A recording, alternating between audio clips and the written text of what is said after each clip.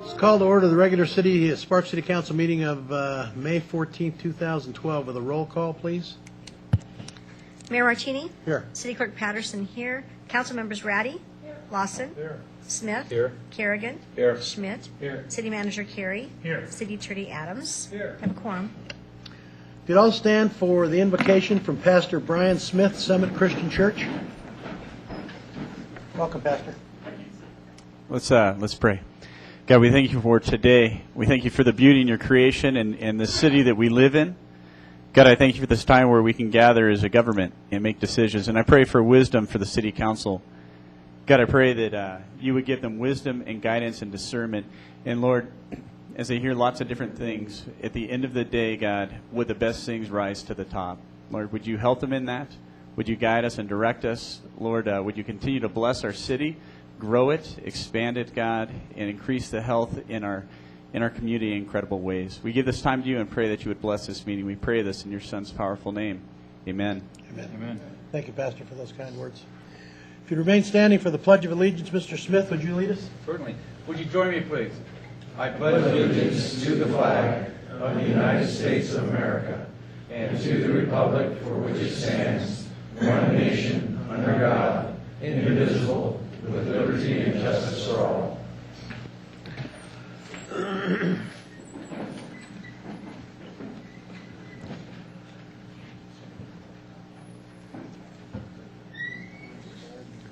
Next is comments from the public. I have no speaking cards. Anyone like to speak under public comment?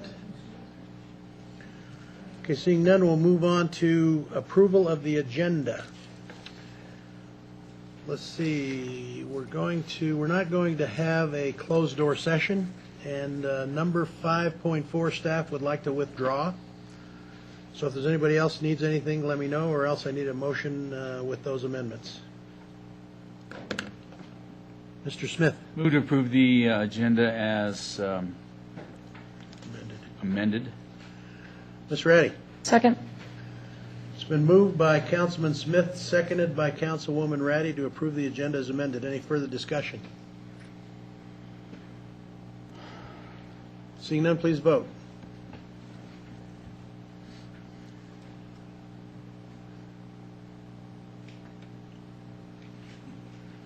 All those in favor say aye. Aye. Opposed? Passes unanimously. Number 3, recommendation to approve minutes of the meeting for April 23rd, 2012. Any amendments or deletions or additions? If not, looking for a motion. Ms. Ratty, Move to approve. do you have a second?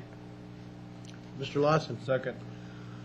Moved by Councilwoman Ratty, seconded by Councilman Lawson to approve the minutes for a meeting of April 23rd, 2012. Any further discussion? Seeing none, please vote.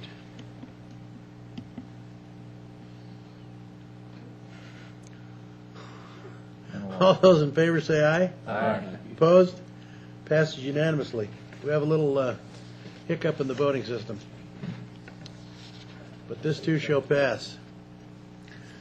Okay, next is announcements, proclamations. We have a proclamation for National Public Works Week. Someone here to receive this? I don't see Mr. Kreutz. We don't have Public Works anymore, do we? All right, I'll pay up later. Mentioned in there. Exactly. Let Neil read. Yeah, let you read it. That's a good You idea. gotta have Sean read it, they'll be good for about $30. Neil, I'll pay you the first chance that I get. Proclamation, whereas public works services provided in our community are an integral part of our residents' everyday lives. And whereas the support of an informed citizenry is vital to the efficient operation of our public works programs and components such as engineering, design, construction and traffic, maintenance, traffic safety collection, facilities, streets and fleet, and wastewater collection, treatment, and reuse. And whereas the health, safety, and comfort of this community generally greatly depends on these facilities and services. And whereas the quality and effectiveness of our public services and facilities, as well as their planning, design, construction, maintenance, and operation, are vitally dependent upon the efforts and skill of our public works staff. And whereas the efficiency of the qualified and dedicated personnel whose staff public works departments is materially influenced by the community's understanding of the importance of the work they perform. Now therefore, I, Gino R. Martini, Mayor of the City of Sparks, Nevada, do hereby proclaim May 20th through the 26th, 2012, National Public Works Week, creating a lasting impression, and call upon all residents and civic organizations to recognize the contributions which public works officials make every day to our health, safety, comfort, and quality of life. Thank you. Would you like to say something? A word or two, please. Just don't say Public Works. We jest about the name Public Works as we've gone through a number of transitions here in the city in the last 5 years. But please don't let that diminish the importance of the work that those employees do for our city. It is largely unseen and as a result, largely unnoticed. But it is the basic ticking of any city that people can to drive on their streets safely, that they can flush their toilet and know that things are going to happen to allow them to continue to do that, that they don't see. I am pleased that a little bit later on your agenda today, you're going to be able to recognize the efforts of 3 of our employees out at our water treatment facility. That puts a spotlight on some of the efforts that come from the folks in the city who do that public work maintenance and operation type of work that is so integral to any city. So thank you very much for recognizing us on your agenda today. Thanks, Neil. Appreciate it. Here, I'll let you have this. Thank you very much. Cut you $1. Okay, one other thing I just forgot. Before we go on, Tracy, could you introduce the new employee we have, please, so everybody gets to know who she is? Come on up.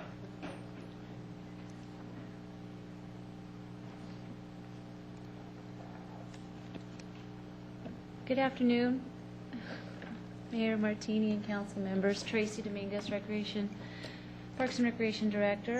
I'm proud to introduce our newest employee, Special Events Supervisor Francine Birch. She started with us last week, and we're trying to make the rounds and get everyone to meet her one-on-one. So join me in welcoming her. Congratulations and welcome aboard. Thank you. Say a couple, Francine. Go ahead and say a couple words. You don't get off that easy. Well, I'm very excited to be here. Tracy and I have been talking about this position for a while, and I've been in this area for about 20 years. I live in what you would call West Sparks. Okay. And I've been in events for about 20 years in nonprofit and in marketing. So I'm just really excited about some of the events that are coming up this summer, and we've got 2 brand new ones, and we're just going to have a lot of fun. Good. Welcome aboard. Thank you. Thanks, Francine. Okay, next is certificates of appreciation to Mike Bailey, Helen Decker, and Tom Farrell, employees at the Truckee Meadows Water Reclamation Facility. And are they here? Come on up. 2 out of 3. 2 out of 3. So I can assume that one of you is not Helen. Okay, good. Just wanted to make sure. Okay, so let's give the ones out first. We have for Tom Farrell. Tom Farrell, congratulations on receiving the Nevada Water Environment Association Laboratory Analyst of the Year Award. We are honored and pleased to acknowledge your hard work, dedication, and well-deserved recognition by your peers.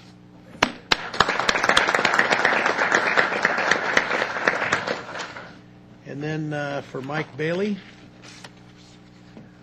congratulations on receiving the Nevada Water Environment Association Operator of the Year Award.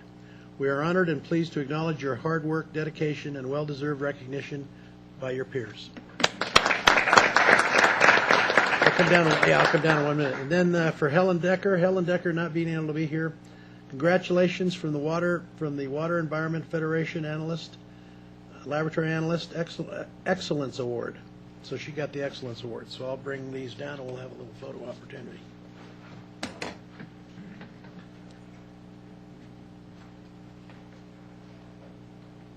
Get your wife over there and just get a good picture.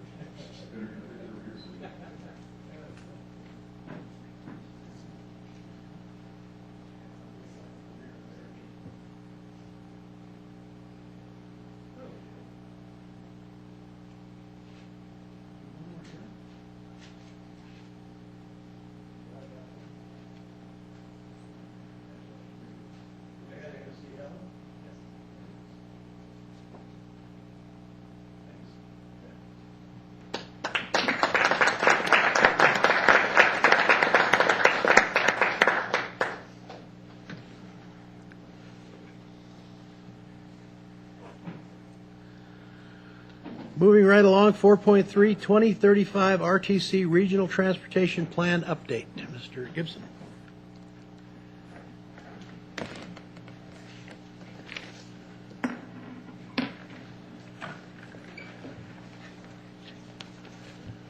Good afternoon, Mr. Mayor. For the record, my name is Lee Gibson, the Executive Director of the Regional Transportation Commission. I want to thank you for the opportunity for Amy Cummings and I to be here today to give you an overview of where we are in the process of developing our regional transportation plan that will outline and lay forth our plans, policies, programs, and services for the next 20 years for transportation.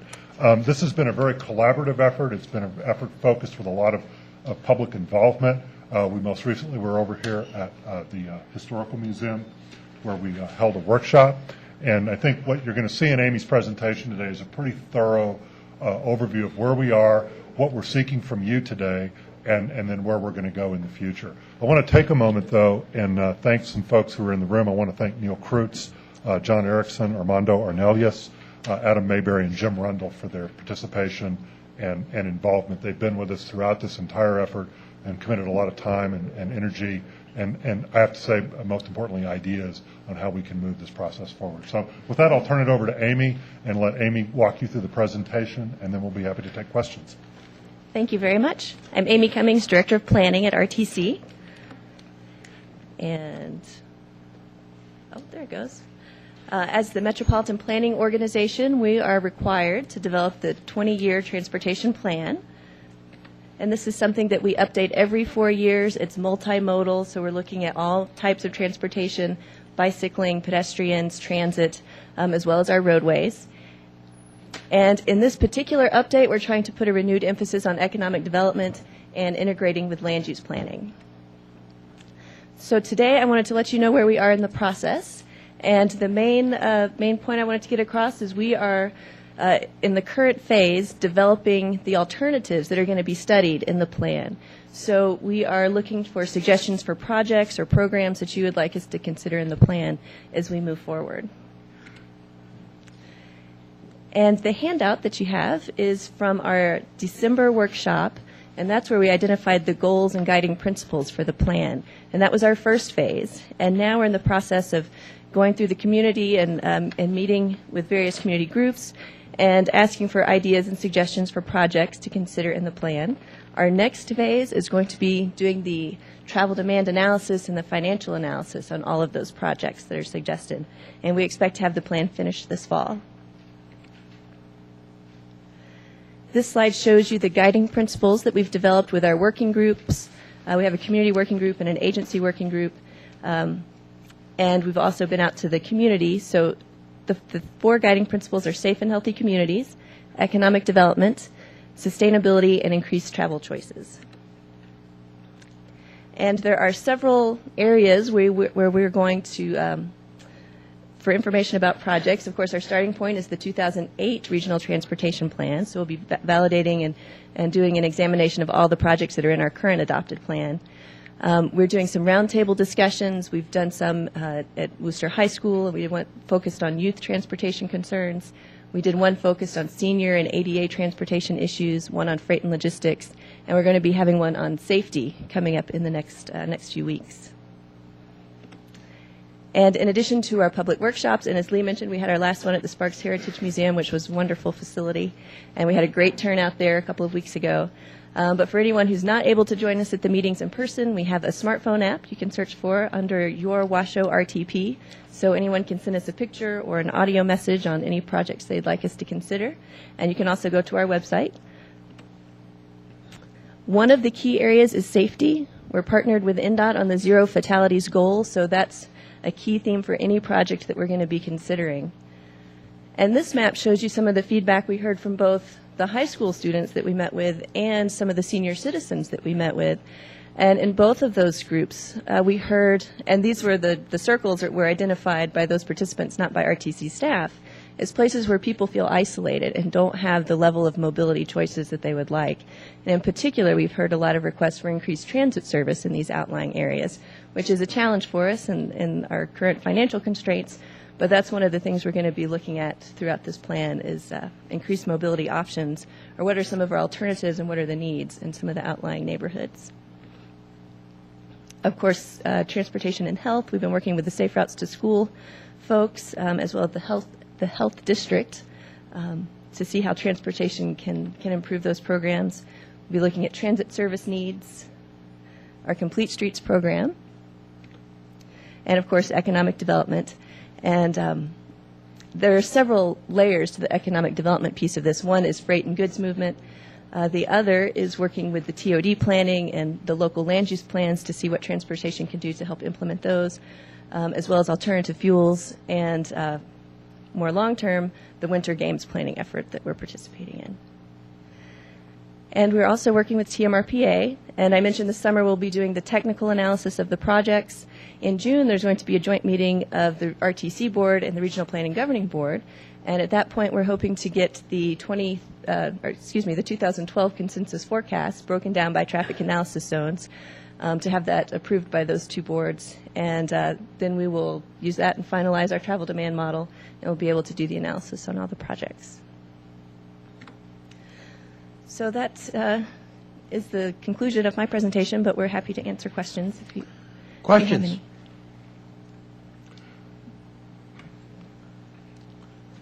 No questions? Okay. Mr. Mayor, as a closing comment, I would like to first off encourage, I believe every one of you have been invited to our ribbon cutting tomorrow, 4th Street, at Liberty Street and Center Street, at the Discovery Museum, Rapid Stations. Actually, Amy and I and Anya will be leaving now to go get the administrator of the Federal Transit Administration. This is the big guy, I guess, of the FTA. He is responsible for a multi-billion-dollar budget. He's coming to Reno today to talk to us about our projects and our programs.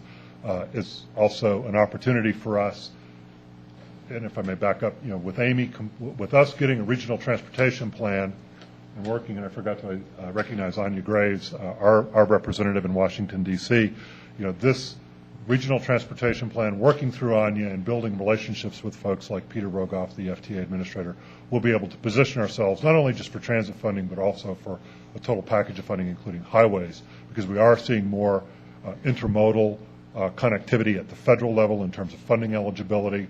I think even, in fact, when we move forward with reauthorization, we may even see more of a blending of those two programs so that we at a local level will be able to make the decisions about how funds will be spent and what project priorities will be selected. So with that, I want to thank you for the opportunity to be here, and we hope to see everybody tomorrow. Thanks, Lee. Thanks, Amy. Appreciate it. Okay, let's move on to consent items. Anybody want to pull any of the other consent items other than 5.4 that's withdrawn? If not, looking for a motion. Mr. Lawson. Move to approve the consent items 5.1, 2, 3, 5, and 6. Do I have a second? Mr. Smith. Second. It's been moved by Councilman Lawson, seconded by Councilman Smith to approve all consent items other than 5.4. Any further discussion? Seeing none, please vote. We'll see if it works. It's okay to pass. It's consistent. All those in favor, please say aye. Aye. Opposed? Passes unanimously. Let's move on to general business. Consideration and possible acceptance of a grant in the amount of $1,663 from the National Emergency Medicine Association. Chief Kiefer. Good afternoon, Mayor, members of council. Before us, we have the opportunity to receive a grant from the National Emergency Medicine Association to purchase an automated emergency defibrillator, AED, and it would be in our mobile command post. So I would recommend that we accept this grant. There's no matching funds. It's a one-time purchase and one-time financial obligation. Questions for the chief? If not, looking for a motion. Mr. Schmidt. Thank you, Mr. Mayor. Make a motion to approve item 6.1 as outlined by staff. Do you have a second? Mr. Smith. Second. Moved by Councilman Schmidt, seconded by Councilman Smith to approve agenda item 6.1. Any further discussion? All those in favor say aye. Aye. Opposed? Passed unanimously. Thank you. Thanks, Chief.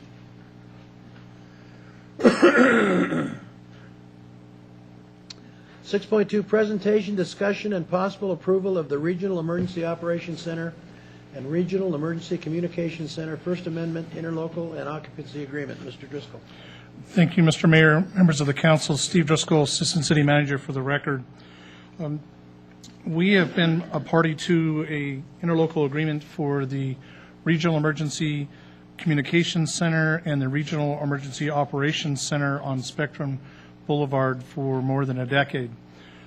Recently, it was determined that the Incline Communications Center was to be co-located with the Reno Communications Center, and because of that change of the usership of the building, it was determined that the interlocal agreement needed to be amended. You have the agreement in front of you, and it does not change the governance or the financial requirements to the City of Sparks, because the City of Sparks only uses the operations center part of that building. With that, I'm prepared to answer any questions. Kerrigan. Hey, Steve, what exactly do we use up there? You said operation. There is a regional operations center on the first floor of the building on Spectrum Way. It serves as the city's backup emergency operations center, so if our primary and City Hall were not to be available, we also use that, the room and some side rooms for training opportunities. We've also run interview assessment centers there, and we do our annual customer service survey using the main floor. We use their telephone bank at no expense to ourselves. And that's worth 9%, do you think? Isn't that our cut of the building? When we originally negotiated the 9% for the total building, based on what was going to be available for us as a turnkey for the operations center component, it was determined at that time to be a reasonable amount, and our relationship to the use of the building's not changed since we established that percentage. Well, what are they going to do with Incline Village? Does that just go on Washoe County's tab? Or are they going to get a cut, pay for some of it? The Washoe County addition, the co-location, is upstairs in the dispatch center, and part of this agreement was changing the dollars as it relates to what goes on upstairs. So nothing to do with the communications center changes what we're dealing with for just the operations center component, which is the 9%. Okay, thank you. Mr. Lawson. Steve, we talked a little bit about this. What's our number that we're spending on this annually? This Our year's 9% budget equates to- is $31,900, and to date, we have been billed for 2 fiscal quarters, and we paid $13,511 for those 2 quarters.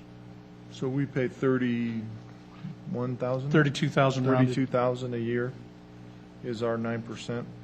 And I thought I read in here that we're also the hot standby for communications in Sparks. Is that correct? The Sparks Dispatch Center is the hot backup center on the 800 megahertz systems, yes. Okay.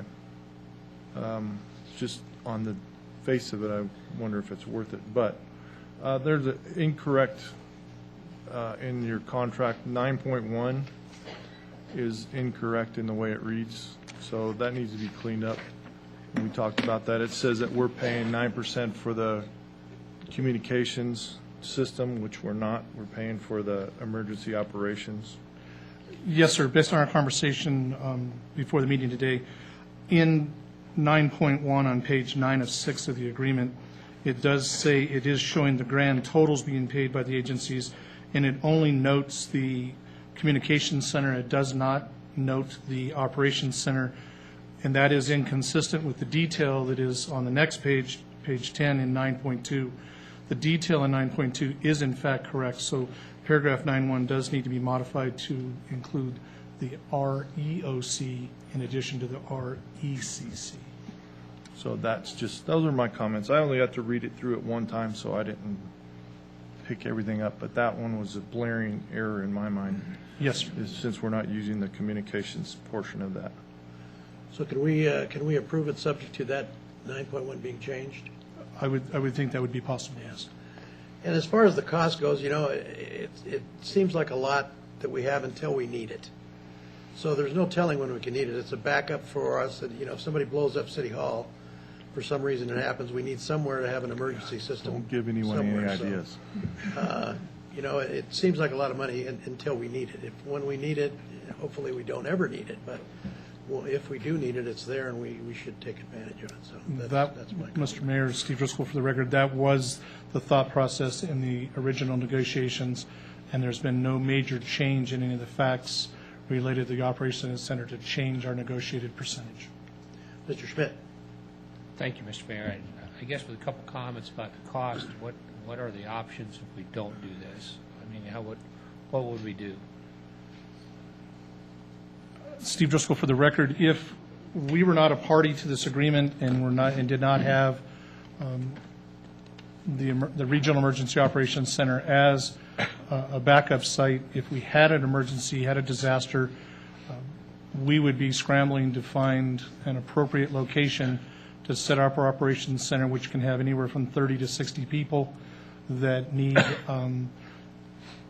communications, both telephone and radio, as well as computer backup. We can do it by hand if we have to, but it's a lot better if we don't. And so there is no other readily available site within the city's facilities to run the operations center that we have today. And I guess my only concern about the cost is it proportionally going down the last few years as well as other operating costs of other? Yes, sir. Your staff has pushed, whenever we've been given the details, we have pushed down as much as we can, and there has been proportional decreases based on the county's operational budget and it being somewhat similar to the city's. Thank you. Thank you, Mr. Mayor. Ms. Ratty. Well, I guess I just wanted to chime in that we talk about the communications center going out in the event of a disaster, but I believe we have experience not with our system going down, but with the main communications center going down, and it wasn't a disaster, it was a technology issue. So I think we don't need to, I think it's a little, it's important that we not think of it only going, either losing ours or theirs. In the worst case scenario, with our reliance on technology in our modern society, having a backup just on any given day is not a bad idea. Yes, Ms. Ratty. Again, Steve Driscoll for the record. We have demonstrated on several occasions over the last few years the need for the emergency communications dispatch hot backup to where we've gotten a phone call that they're transferring the 911 and the communication systems to us, and then staff comes from the operations center down, and we are the regional operations for communications until they get their center back up. And obviously, they would be available if we've ever had that. To my knowledge, it's kind of been one way so far, but it certainly statistically gets to go back to the direction. So And lucky for us. that has proven on more than one occasion to have been a good operating decision. And any time it's been suggested that we not have that, we have pointed that out, and we maintain that hot backup site. Any other questions? Okay, if not, looking for a motion. Ms. Ratty. I move to approve the Regional Emergency Operations Center and Regional Emergency Communications Center first amended interlocal and occupancy agreement as presented by staff with an amendment to 9.1 to correct the information. Do I have a second? Mr. Lawson. Second. Moved by Councilwoman Ratty, seconded by Councilman Lawson to approve agenda item 6.2. Any further discussion? All those in favor say aye. Aye. Opposed? Passes unanimously. Thanks, Steve. Thank you. 6.3, consideration and possible credit to the Sparks Nugget Inc. sanitary sewer account in the amount of $132,234.36, including a refund payment of $22,039.06. Mr. Hummel. Yes, thank you, Mr. Mayor, members of council. Andy Hummel, utility manager for City of Sparks. The item before you today is a credit of the sanitary sewer account for the John Esquagas Nugget. This is due to a metering issue that happened on their site. As is typical of commercial and industrial sites, their sewer billing is done based off of domestic water consumed on site. So what passes through the Tumwa meter essentially goes down the sewer. We get to treat it, and that's what we bill on. For the Nugget, they do use a substantial amount of water through their cooling towers, which gets evaporated. That water therefore does not go to our sewer. So they track that water through an on-site private meter. We read that meter on an annual basis, determine the appropriate credit for that water lost, and then apply it to the next year's billing. At some point, that meter failed, began to read low. The Nugget installed a second meter in line closer to the cooling towers. However, that's on where it was installed was on a separate floor, so it was missed during those annual inspections for numerous years. They did pick that up with the review that was done last year, noticed the new meter, so started to compare the readings. There was a definite discrepancy. They asked for a 2-year credit based on those. They have removed that old meter, so we can't have that happen again if somebody on either side forgets. So what we have is a credit of the 2 years. They've asked for a portion of that to be paid back in cash, and then the remainder would be credited to their account. So with that, I'll ask if any questions. Questions? Questions for Andy? Mr. Kerrigan? Andy, did you say it was a private meter? Yes, it's a Whose private. responsibility is it to read that meter? To read it, the Nugget reads it on, I believe, a monthly basis, and then our staff during the annual inspections that we do for things like grease interceptors and such also reads it. So whose fault was it? To not see that meter, to not tell us, it would have been the Nuggets, yes. Okay. Chet, what's the statute of limitation on bills? 2 years? Mr. Lawson? Oh, I didn't hear your answer. It was 2 years, sir. Same as the NRS Chapter 361. Oh, okay. He wasn't giving me the victory. Mr. Lawson? My question is the Nugget okay with the credit versus us writing them a check? Yes, they are, and they are in the audience today if you would like to hear from them. I just want to be fair. If we would expect all the money from them, then I want them to have the ability to get the money from us, so. Exactly, and if they will. that's a fair and equitable deal, then. Yeah, that's what both parties have agreed on. As far as that credit, they will burn it within less than a year.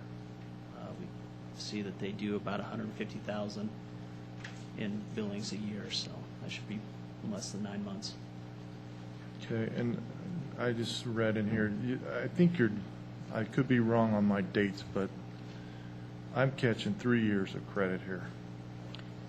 They have for the reading period of that was read at the end of 2010 and then at the end of 2011, and then that credit applies to the next year's bills. So we read it in December, and then that total amount that was used for that year gets applied to the next year's billing is how finances You're saying historically handle that. 2012-13 through 2016-17, that's 3 years. For their credit amount,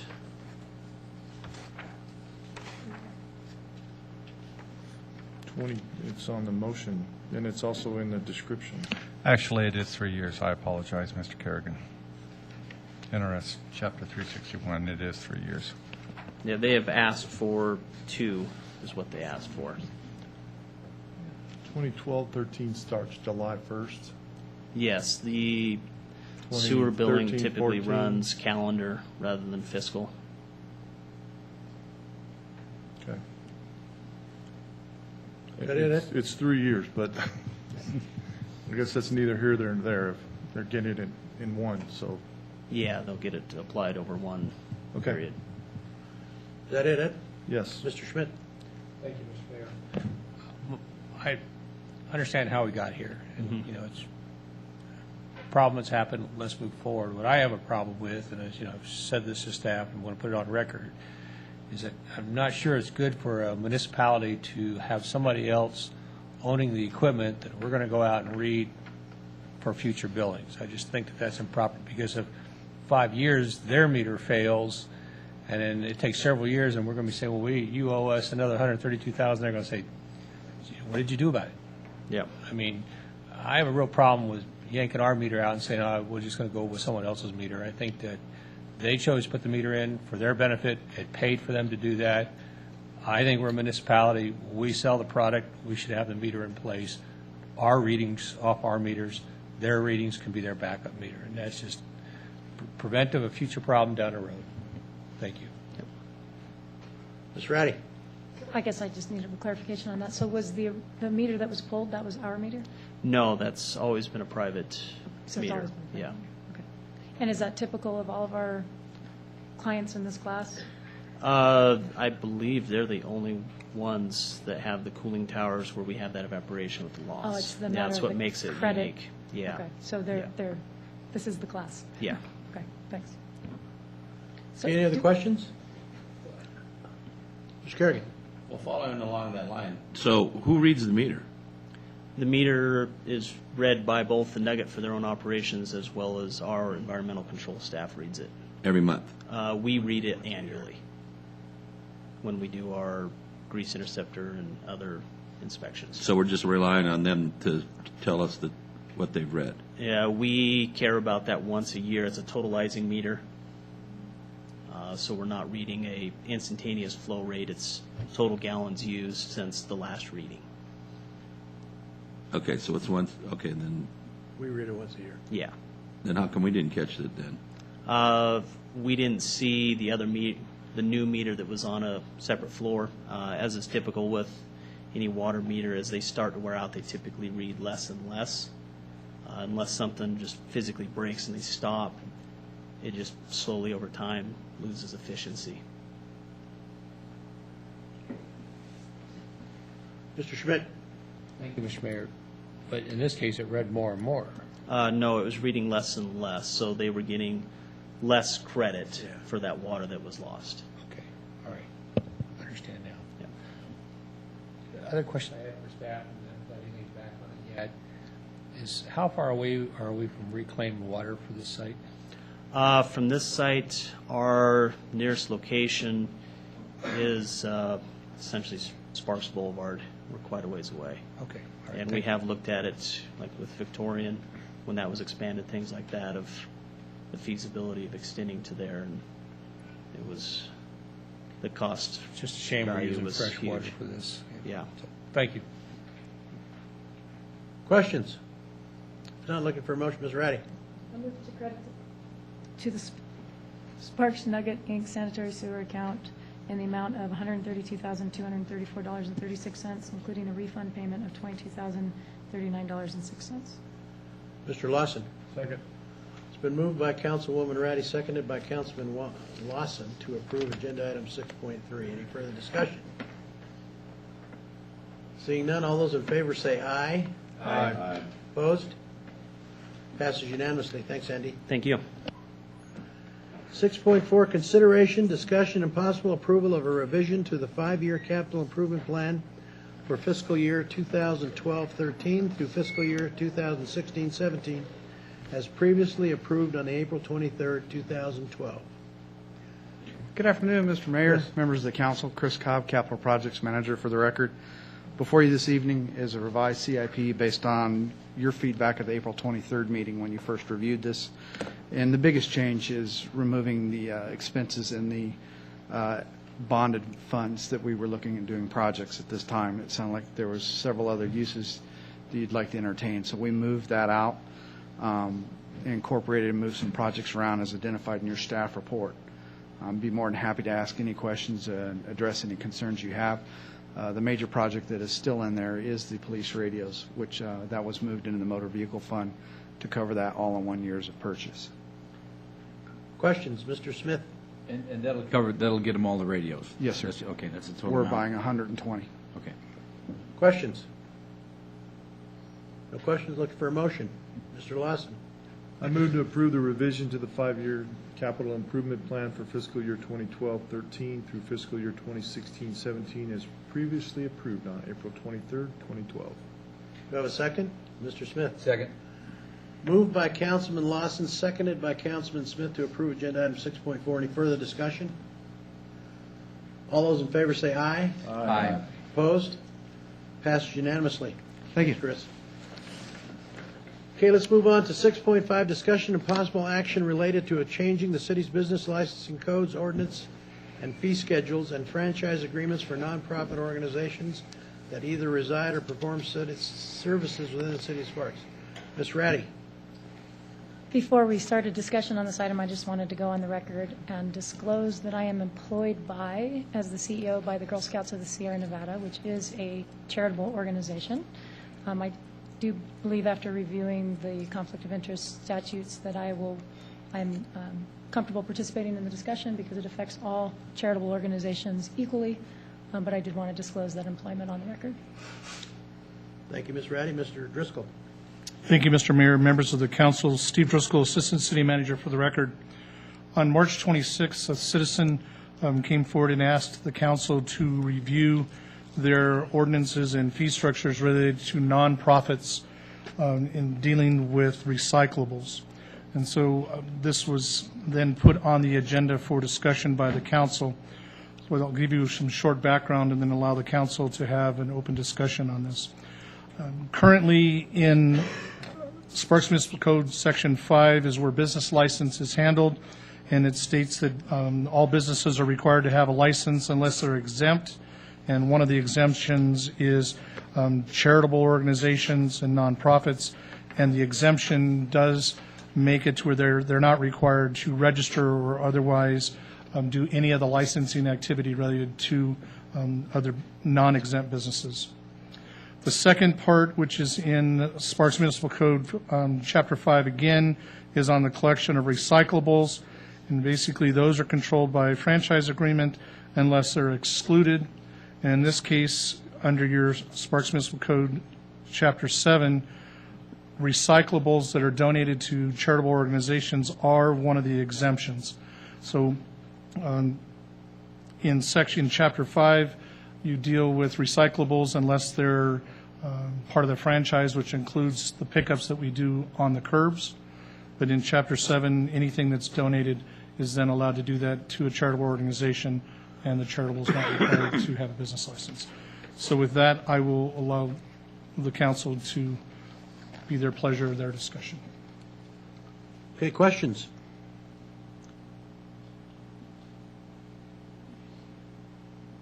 Mr. Lawson. Help me understand the difference here between what's in the franchise agreement and what Tom's Hauling does, and why. And if I call a charity and I say, "Come get my refrigerator," is that different than if I called him and asked him to bring it, come get it? I may not be able to do that specific example, but let me try. Thank you. The first part of your question deals with recyclables. And in the franchise agreement that you have with the one primary hauler of garbage is a different class. It has wet product to it that can deteriorate, and that's very specific and is controlled through our franchise agreement and the health department. When it comes to other solid waste, if you will, that's dry in nature, some of that is recyclable. And it was determined during the last franchise agreement that if something had recyclable value, that it was not inside the single franchise agreement that you had with your main garbage hauler, but different businesses could have a business license that allowed them to be in the business of hauling recyclables from a business or an individual and then take it to what would, for all intents and purposes, be some type of reseller that would pay for those goods. You have numerous businesses in the city of Sparks that are in the business of recycling, and they have to register their business as such. They pay fees according to that, and we have several that do that. The issue that's here is whether or not a particular charitable organization might be then in direct competition, which was the part of the question that was raised by the citizen back in the previous meeting. And your current ordinance allows someone to donate something that is considered to be recyclable that would have a secondary life either through being it would be purposed for something else or to be, say, have scrap value. And the way your municipal code reads currently, if someone donates it to a charitable organization, they then recycle it, they're not required to have a business license to do that. They don't pay any fees to the city to do that, and they could be in direct competition, as was alleged by the citizen. Did I get close? This whole thing of garbage and trash and recyclables is a very confusing issue. So I'm still confused, so I can't tell you if you got close or not. Just a second, Tom. I'm going to ask you to come up and explain your business to me too, Tom, because at this point, I'm not sure where we are, but. Got some more questions, then I'll call you up, Tom. Did you fill out a public speaking card? Oh, I have to fill out a card? Please. On the agenda? Yes, please. Okay. Ms. Ratty? Just clarification, Steve, there, because I think you were, because you spent a lot of time on the Board of Health learning about the difference between garbage and trash. But I believe where the distinction is here, recyclable materials do belong to the franchise, the current franchise holder if it's residential. So I don't believe that you can, certain classes of recyclable materials, the ones that can be collected in the green and yellow bins, belong to Waste Management, and it's only the commercial recycling field that has been opened by our franchise agreement. Is that not true? I believe I can answer part of that question. And Mr. Marin is in the audience. Yeah. If you are. The curbside recycling component, to where you would use the bins, that is clearly within the franchise agreement that you have with Waste Management for curbside recycling. Correct. And the expert is? Thank you. Dan Marin, Contracts and Risk Manager for the record. Yeah, the franchise agreement specifically with respect to recycling is only at the residential level. And you are correct in that the right to the recyclable materials, once they're in the green and yellow bins, belong exclusively to the franchisee. We have the exclusions that Mr. Driscoll has outlined with respect to donation to charitable organizations. So at the time that it was contemplated, we were thinking about Boy Scouts, Girl Scouts doing recycling drives in the communities or other sort of things along that line. I believe the issue at hand here is more with respect to the commercial side of the business, which is not covered at all in your franchise. The design of that at the time was that would be a free market issue. Now, you mentioned the health department discussion on recyclable materials. As you know, the definition of recyclable has evolved since we've last signed the franchise in the last 4 years. When the franchise was contemplated 4 years ago, recyclables were the traditional paper, glass, plastic, aluminum. It's gotten a lot wider, but I don't think that's necessarily the issue at hand that was brought by the citizen in this case. And the businesses that have been licensed are primarily hauling from commercial enterprises. They are not necessarily going to homes and picking up significant recyclable materials, or are they? So far as we know, yes. Yeah, you're correct. Okay. Is that it? Mr. Smith? This does not affect the recycling that they're picking up at the grocery stores and the other stores in town and turning into compost? Recyclable materials under the franchise at commercial businesses such as grocery stores is a free market item. Okay. Thank you. Anyone else? Okay, I do have, whoop. Go ahead. Go ahead. Okay, I do have a speaking card. Mr. Knoblich, would you like to say something, please? I've had 1.5 months to think about this.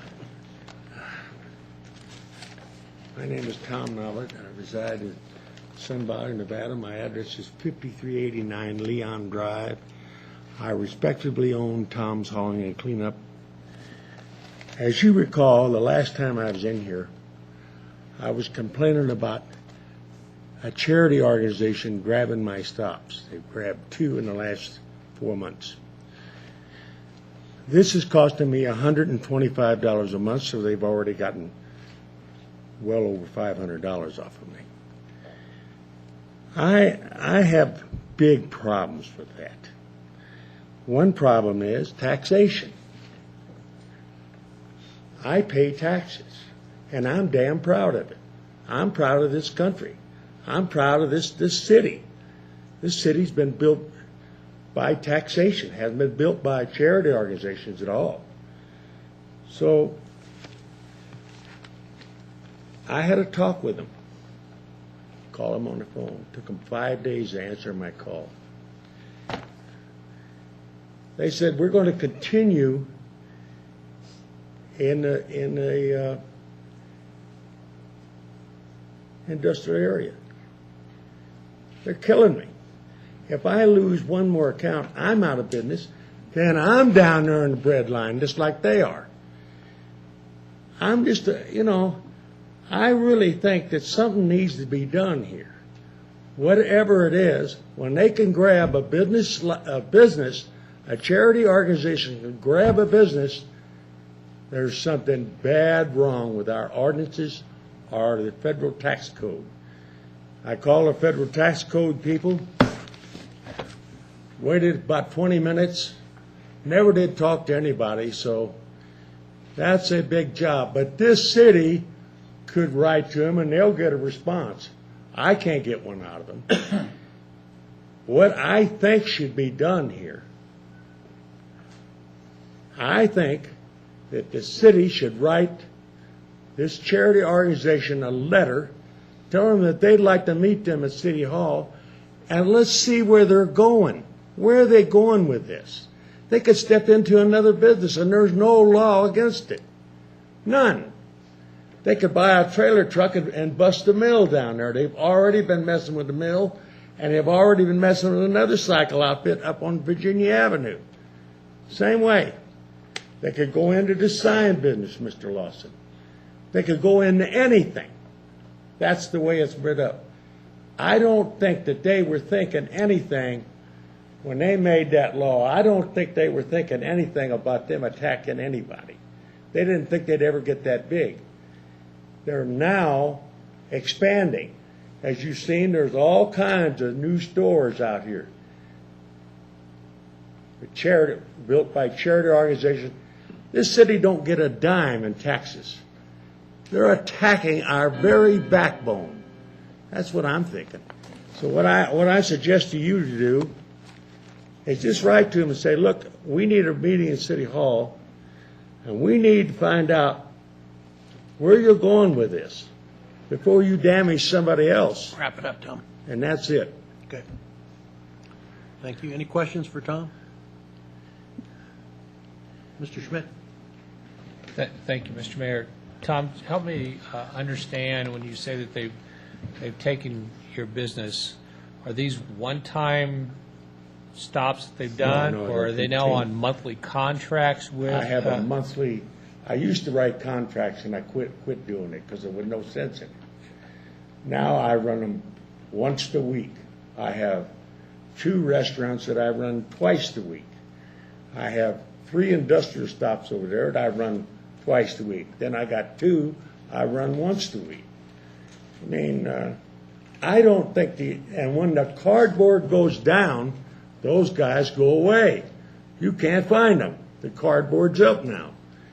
I just think it's totally unfair what's going on here, Mr. Smith. Okay, so again, I'm trying to understand your business, how you do things, and what the issue is at stake. And so a nonprofit has picked up weekly contracts to do service for a business in town. Yes. I do a general run-through. I do it once a week, sometimes twice a week on some stops. So this is a lot different than someone picking up the phone and saying, come pick up my refrigerator. This is a weekly service that they're providing now. Yes, it is. Thank you. Mr. Lawson. That was my question, is how your business runs. So you have a regular route that you go to each week? Yes. And you don't have a contract with these folks? I For what reason? One contract. I used to write them all the time. I don't write them anymore because nobody's been messing with me. The last 12 years, I fought poachers, pallet thieves, even waste management for a while. I mean, you know, my business is not a very easy one, but I do manage to make it. But when you fight somebody that's licensed and they got free trucks, free maintenance, how are you going to do that? Free labor, how am I going to? I can't. There's no way in hell I can. I just think it's totally unfair what they're doing to me. And again, I appreciate if this council would ask them what they're doing and where they're going. If they're not going anywhere with it, that's fine with me. But if they're going further with this, they take one more account, I'm in the bread line. I'll have to go down and get food stamps, just like everybody, 50% of the rest of the Americans. I just hope that you guys understand what I'm up against here. I fought poachers over there for years that come in and get my stop, you know. They'd leave, and the guy say, he fixed your stop up. And I say, oh. But he says, he ain't going to pick it up no more. Or he's going to be back, but he never comes back. This is what I'm running into over there. Pallet thieves, they used to be thousands of them. Now there's no more. I don't know why. I think it's because there ain't no market for it. And I give up on the trash. Waste management got so high that I just, you know, I go to Carson City now, and I don't go very often. But any more questions, Ed? No more questions. Mr. Schmidt. Thank you, Mr. Mayor. Mr. Knobloch, if I can go just one, you alluded to, and I don't know if you gave specifics, I'm just double checking that this outfit's moved into other types of businesses now too, or is it a fear they're going to move into other types of businesses, or do you have anything that says they have moved into that? Yes. What else is this nonprofit doing? Well, I had a conversation with a legislator just about 2 weeks ago. She tells me that these nonprofit organizations are getting hundreds of thousands of dollars, and the executives are putting the money in their pocket. I said, well, I'll tell you what, you announce that. I guess my question is, I mean, that's a different story of what's going on inside of a nonprofit. I'm talking about, you brought the complaint that a nonprofit is acting as a business in town, you know, taking away from tax-paying businesses. Yeah. You know, do you have anything else that there's another business, another segment of their business they're doing? That too. Well, I can't, you know, that's an investigation of a nonprofit of how they spend their money, and we really don't have much jurisdiction over that. You can't say how much you can pay an officer. That's why they're called nonprofit, because they chew up all their money. But you can't do that. We don't have that authority to do that. We can't have the authority to say what a nonprofit, what their business is into, and that's what we're trying to look at. So, I mean, you've said that they're in the recycle business. Is there another business they're involved in that that we can look at? Yeah, there's. I don't think Waste Management's going to say that. They say they're afraid of the IRS. They ain't going to mess with it. The guy up here on the hill, same thing. He says, you let me know how you do, Tom. He said, I'm not going to mess with them because then we got the IRS involved. I don't know why people are so scared of the IRS, but they are. But that's part of the problem. And both of them saying, be sure you let me know how you do, Tom. See? That's what they're saying. My other question, Mr. Mayor, thank you, Tom. I appreciate your time. It's for staff. And I don't know if Dan or Steve wants to field the, do we not have a franchise, after the whole rubbish garbage issue, don't we have in place that a business in town has to pay a franchise fee of revenues collected for recycling material at this time? Yes, sir. Subsequent to the adoption of the franchise, about 6 months later, we did adopt new code that requires the payment of the equivalent of franchise fee, but that's targeted specifically at businesses that do drop box business. So it's a business that rents, a roll-off 30-yard bin. Those that are in direct competition with respect to that piece of the market. So, the front-load bins, the roll-off bins, that sort of thing. Mr. Knobloch's business, for instance, is not subject to that fee because he's strictly a man for hire with a truck. Okay. All right. Thank you. Mr. Kerrigan. Yeah, Mr. Knobloch, I may be dense here, but I'm not getting the big picture. So, without giving the name of whatever organization it is, how are you losing business? Like you said, one of them you don't have anymore, and it's a restaurant? 2 of them. Okay, give me I one. lost 1 industrial and 1 commercial. Okay, so what do you get from them? What do you haul I away? get 50 from one. No, I mean, what do you haul away? Cardboard. Cardboard. Yeah. And now there's a nonprofit coming in and taking Now there's a cardboard? nonprofit coming in and taking it. You know, And what I about, don't have know you how I talked to can the, I mean, have you emphasize talked to, have you talked to that company and said, yes. and what did they say? They said, well, it's free. I says, wait till the cardboard goes down, then you see how free it is when they quit you. You know, so let me put it to you this way. The cardboard business pays usually once every other year. They usually pay, the cardboard price goes up. And that rest of the year, the rest of the time, I have to charge them. So when I charge them, it equals out. You understand what I'm talking about, Mr. Lawson? It just evens out. So what I'm saying is, you know, this is a bad deal for me. This is, you know, and then the city gives them a license, free. I paid for a license for 20 years.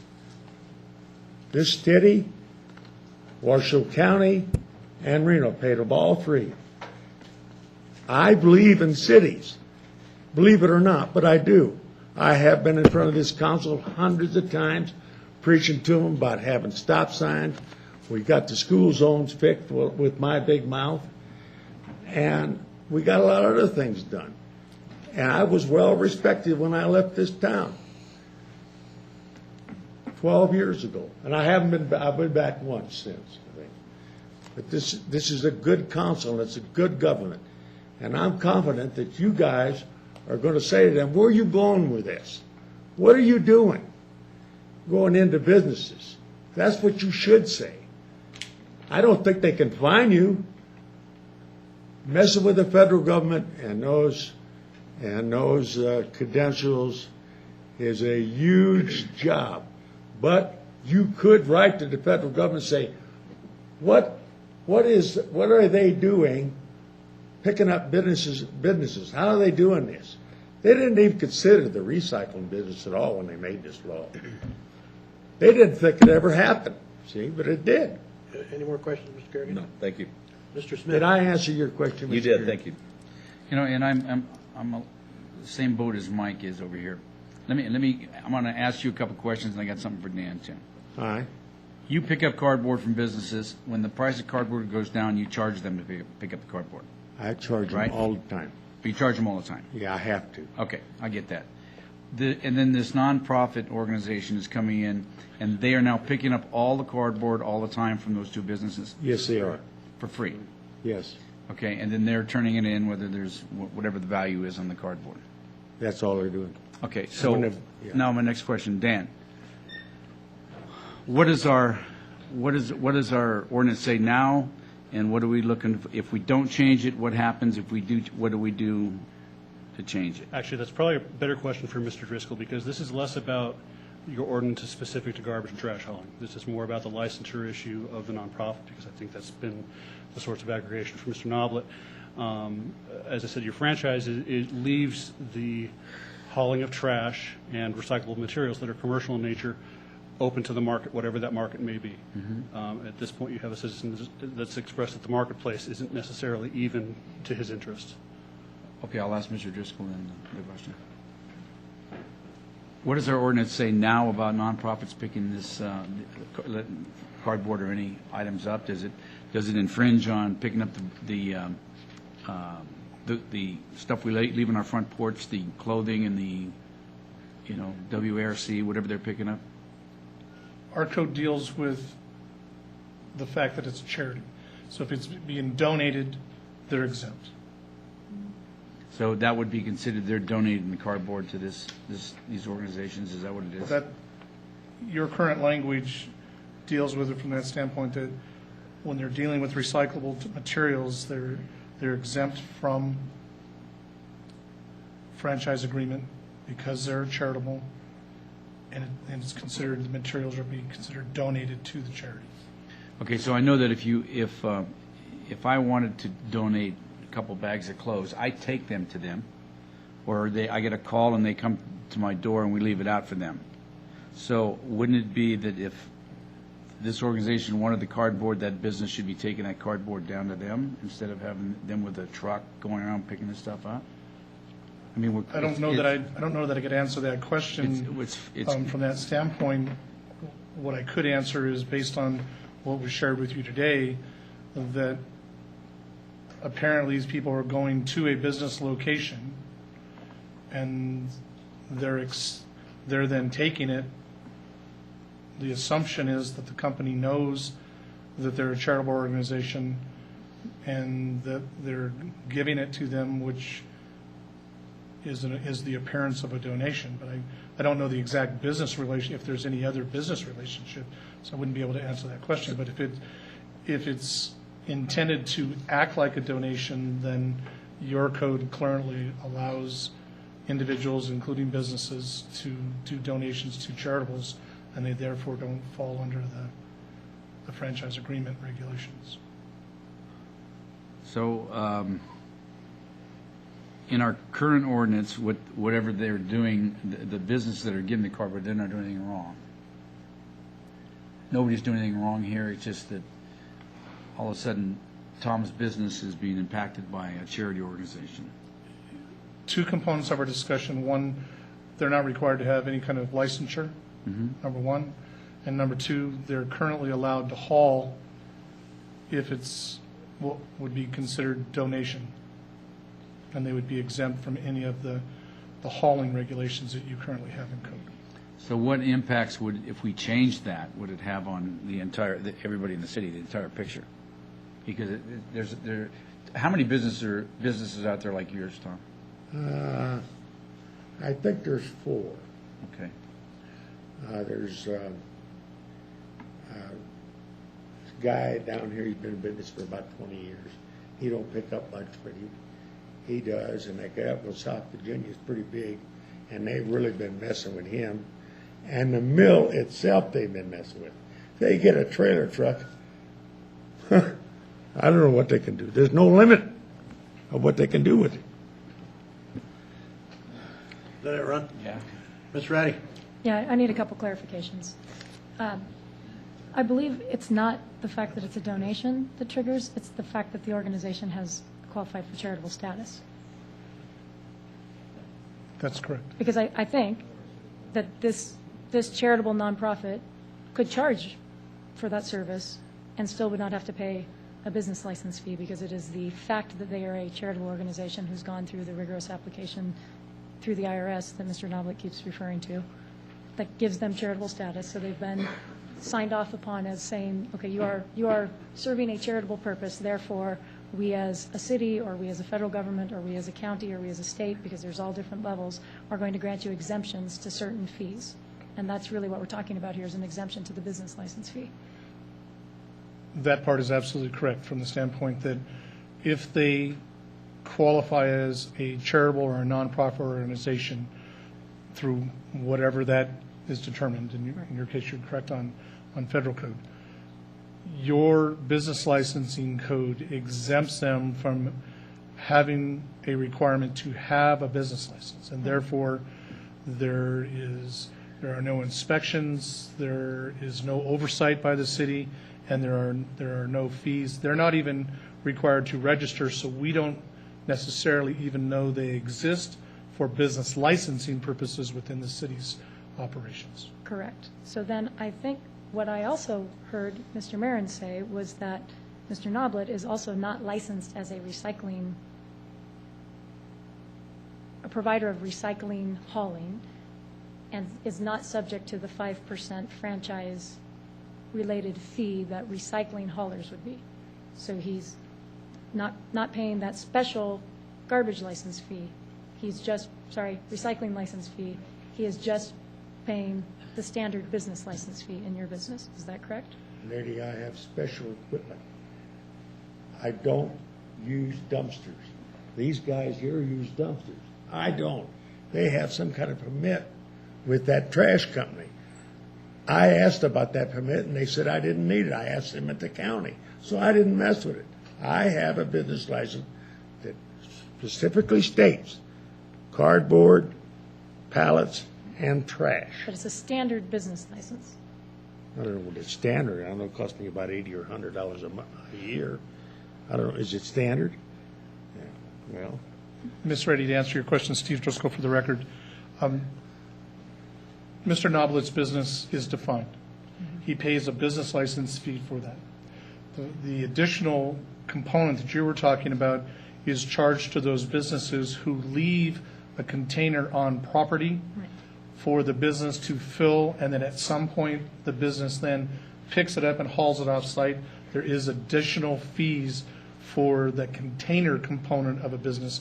Mr. Noblet does not, my understanding with his license, he does not have the container component, so therefore his license is based on hauling. Others would be a part of it based on hauling, a part of it based on containers.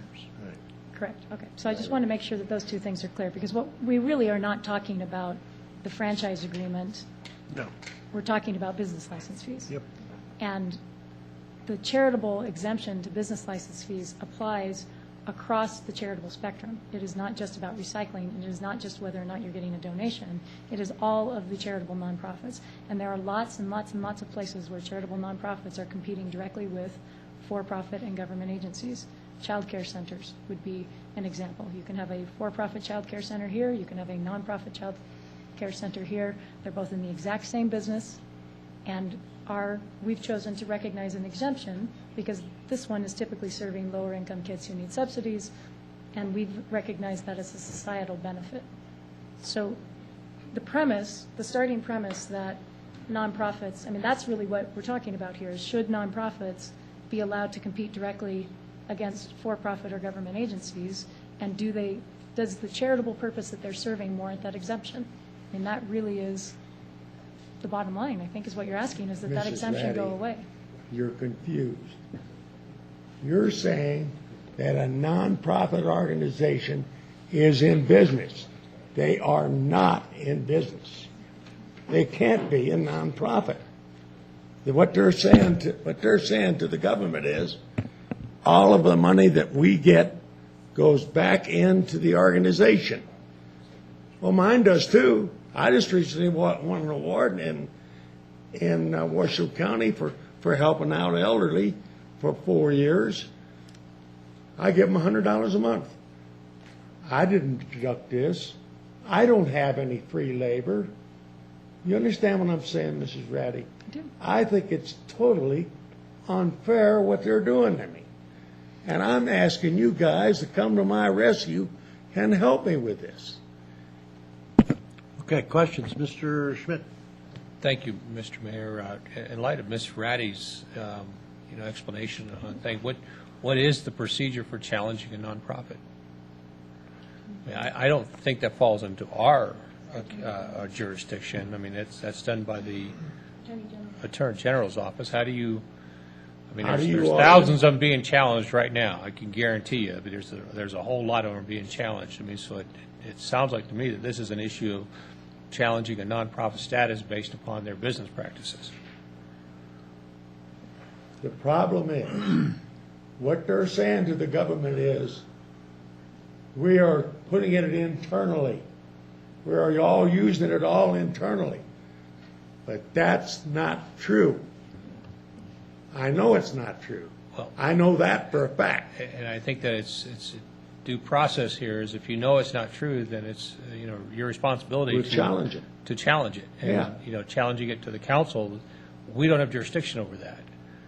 We have can challenge them easier than I can. All you got to say to them is, "Hey, they're taking businesses over here. It's our duty to protect our businesses." I think it is. I would estimate we probably got maybe 300 nonprofits in the city between the churches and everything else like that. It would be probably not a wise thing for us to do to get in the habit as a city council that if you have an IRS nonprofit number to be challenging those. I don't think that's probably what we want to do because we could get bogged down into a whole lot of things that determine whether is a religion truly a religion or not. The federal government's really a pain. But I'm saying to you, sir, is what we need to do is before we talk about anything, let's find out where they're going with this. Why don't you ask them, where are you going with this? I've asked them, we're going to do it. That's all they say. No, And I guess my point is that if this city council chooses to get involved of asking every nonprofit where they're going in the community, I think we're probably going to end up with some real issues on our hands. Not, because you open yourself up to discrimination where one person thinks you're actually running a nonprofit or one person doesn't think you're running a nonprofit. We could be spending millions of taxpayer dollars just trying to prove of what the federal government is giving somebody the right to be, whether they're legitimately that right or not. Well, Ms. Ratty used the key words. She said they're in business. If you're a charity, you're not in business. I don't know how they. I think all charity organizations are in business. Huh? I think all charity organizations are in Then business. they should be out They of have a business. mission and a goal, and if you're not following a business structure, that's where most nonprofits get in trouble, is when they're not following a business model to They go got ahead and be stores all over town. accountability for what they do. So, Okay, more questions? Is that it, Mr. Schmidt? Mr. Smith? Tom, I do understand what you're saying. I get everything you're talking about, and I understand the loss of business. I just don't think we're the jurisdiction to even deal with this. I would support just keeping ordinance the way it is, the way it reads, because I don't think that we. I'm not saying chart. Wait a minute. I'm not talking about issuing a business license. I'm just telling you, I don't think it. If we try to do anything for your business, and I get that you want us to do that, it affects everybody in town.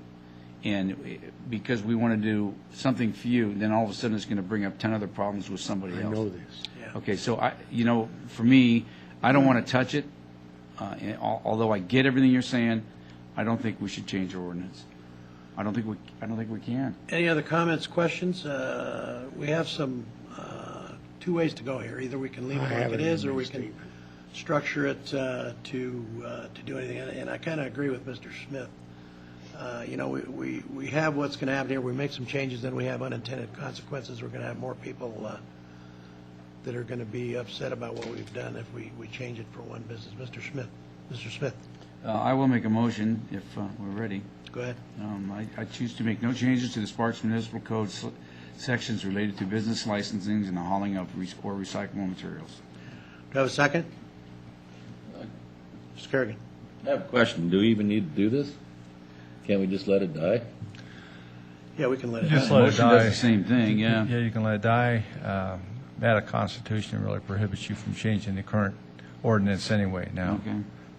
Your blast committee is going to come up and ask that you change the business licensing for charitable nonprofit organizations to address some of the concerns that Mr. Driscoll has raised, that the city has no idea how many charitable nonprofits.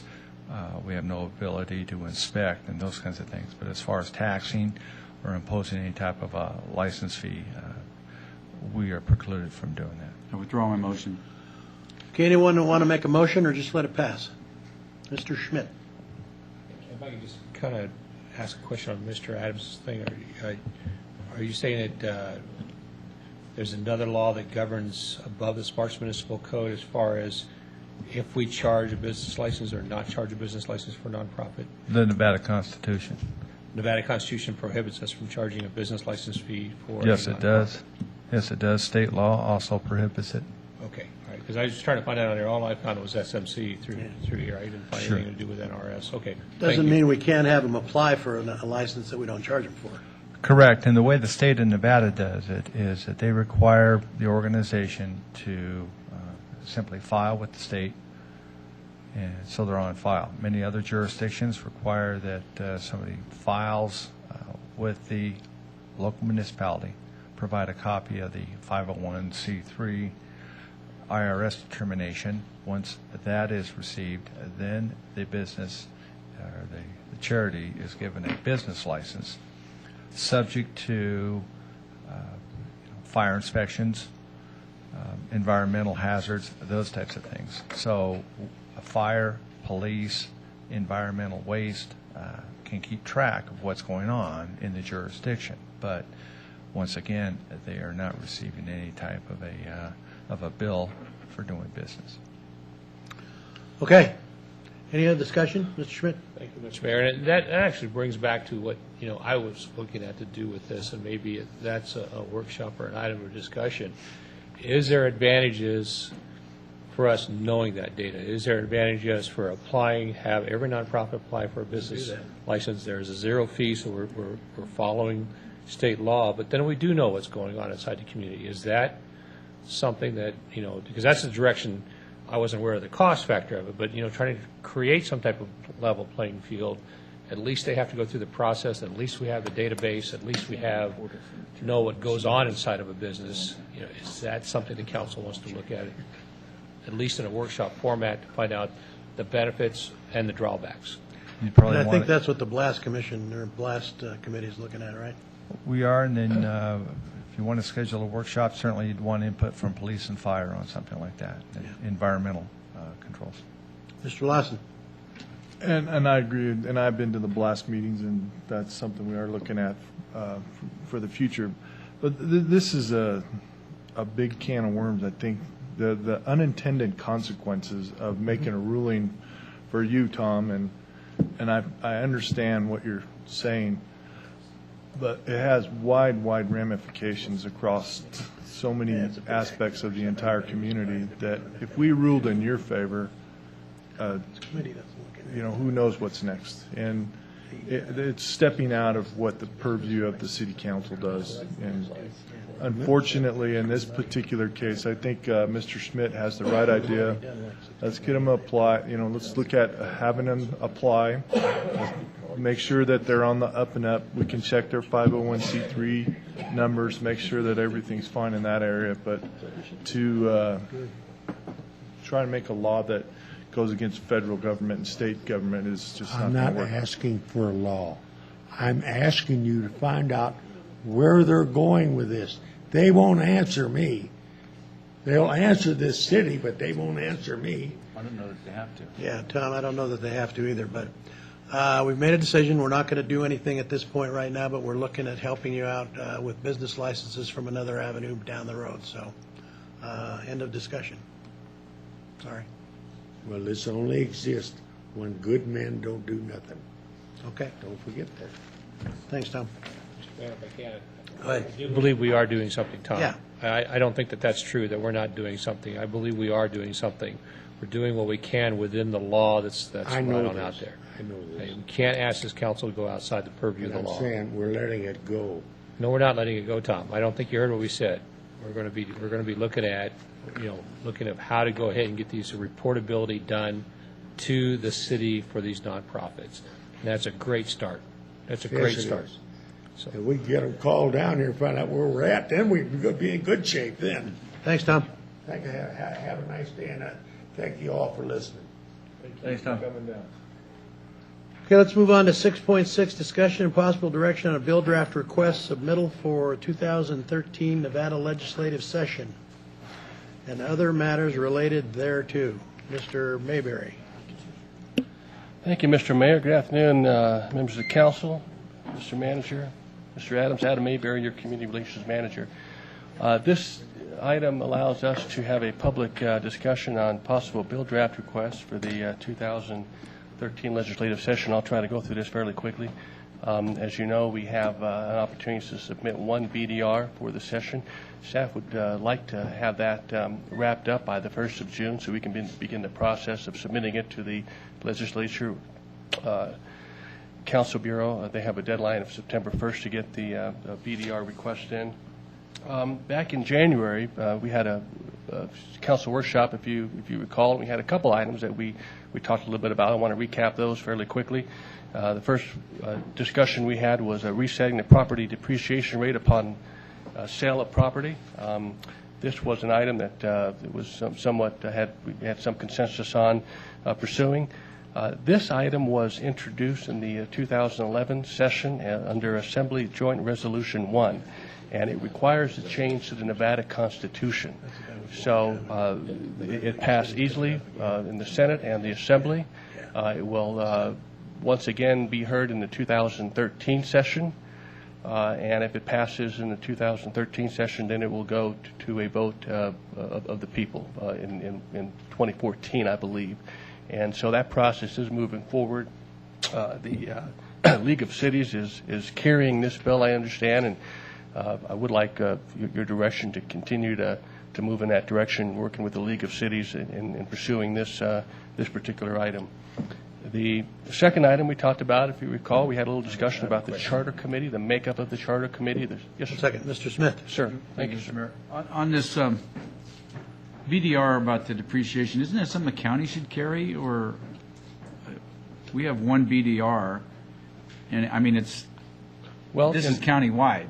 In this, that's true, and this would actually impact the state, and the League of Cities is also has VDRs. I believe they have up to 5 VDRs that they can introduce, and they're carrying this one. Okay, so I mean, it would be wise if we wanted to just support it instead of actually being our VDR. Okay, thank you.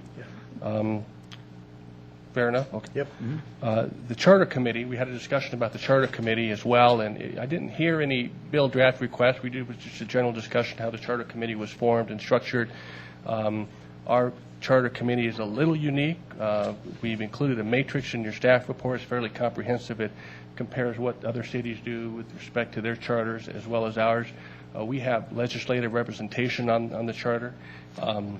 As you know, the Charter reflects the efforts of our particular city to ask for and receive permission from the legislature to operate differently from other local entities. I don't think there's anybody here really on staff that has a broad institutional knowledge going back to the beginning of the Charter as to why it is the way it is today. But I think what's most important is that any change to the city charter would require, whether it's by the Charter Committee or otherwise, does require approval from the state legislature.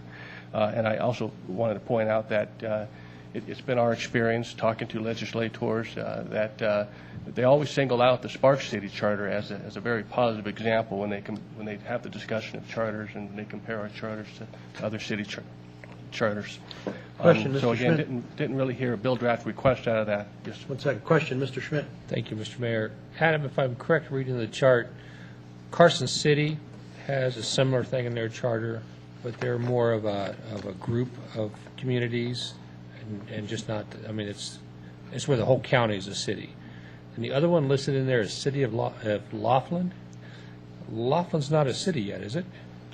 It is not a city, but it is not an incorporated city yet, but they do have a city charter. I can't speak intelligently on where that is in the process, but it is fairly new, and it does resemble our charter probably more than any others. Okay, and so at this time, we still are the only city, true city in the state of Nevada that has this types of amendments in their charter that requires full legislative participation in our charter. I believe that is correct, Councilman Schmidt. And then with this particular item, we haven't sent this to our own charter committee yet to see how they look at it? We haven't asked them their thoughts on this yet, or have we? We have not, with respect to the makeup and the structure of that particular, of the charter committee, Right. no, we have not brought forward to that discussion for their review. Thank you, Mr. Adams. Thank you, Mr. Mayor. So moving on, the other item wasn't part of the January discussion, but it's certainly been a discussion that many of you have had with the manager and your respective PMIs and that, and that's increasing statutorily the ending fund balance. As you know, currently, the ending fund balance that is not subject to negotiations is 8.3%. That's a month of reserves. There's been some discussion on increasing that to 2 months, or 16.6%. This particular item is actually under the purview of the Nevada Administrative Code, or the NAC, as opposed to the NRS. The Committee on Local Government Finance is the committee that has jurisdiction over the NAC, Nevada Administrative Code, and we, in fact, our manager, our finance director, are working closely with the Committee on Local Government to bring this to their attention and see if there's an opportunity to make some change. In fact, just last Thursday, the Committee on Local Government Finance met. Andrew Klinger, the city manager for the city of Reno, serves on that committee. And with his support and help, they have formed a subcommittee of that committee, and they're going to review this particular item, increasing the statutorily, the ending fund balance to 16.6%. And that subcommittee will review that, analyze it, and then they will go back and meet with the full committee.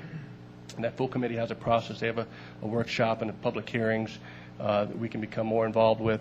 And if we're successful, hopefully before the beginning of the legislative session, that's certainly what we're aiming for.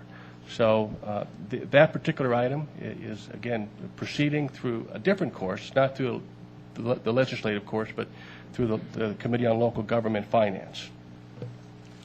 And again, we certainly would encourage your endorsement and your direction to continue that process.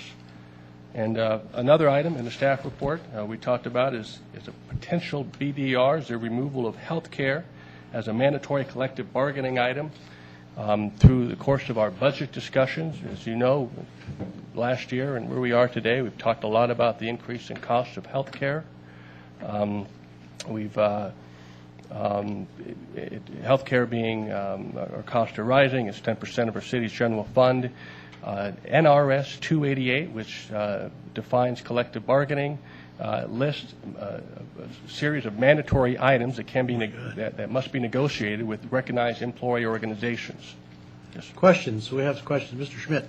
Thank you, Mr. Mayor. Adam, this is in NRS 288, but it's not specifically for the city of Sparks. It's for all municipalities. And let me backtrack that just because I want to make sure this is clear. 288 only deals with charter cities, correct?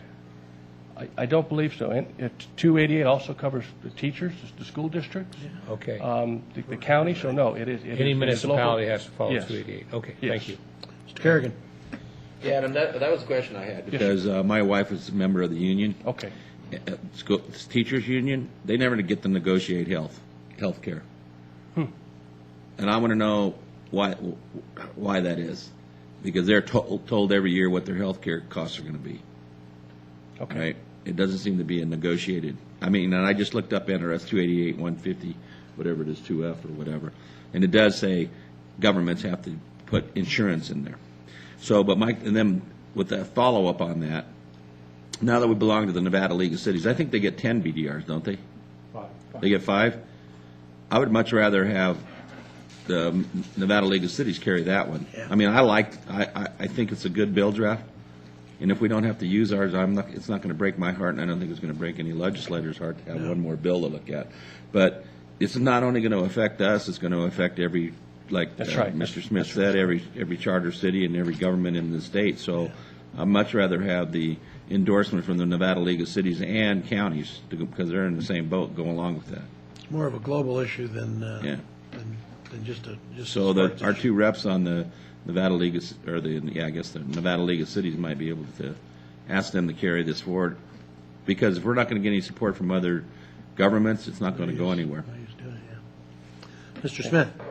Just a clarification. You said June 1st, but you meant July 1st. June 1st. I'm sorry, in what context? To have our BDR. June 1st or July 1st? Well, well, from a staff perspective, we'd like June 1st. It says July 1st on the report. That's what does it? June Okay. 1st is just. Well, that's my error. July 1st or okay. All June right. So we 1st. do have a little bit of time. Yes, thank you. But we do have a little time. Yes. All right. Thank you. I apologize. Okay. Thank you for pointing that out. What else? Okay. So that's that item. That's the 288 item, and then the other two quick items is the Charter Committee's meeting tomorrow night will likely be their last meeting. If not, they'll be pretty close to wrapping up their business, and some of their proposals are fairly innocuous. We can review those if you'd like, but the cleanup language to the charter. There's an opportunity to bring that bill as the city's BDR.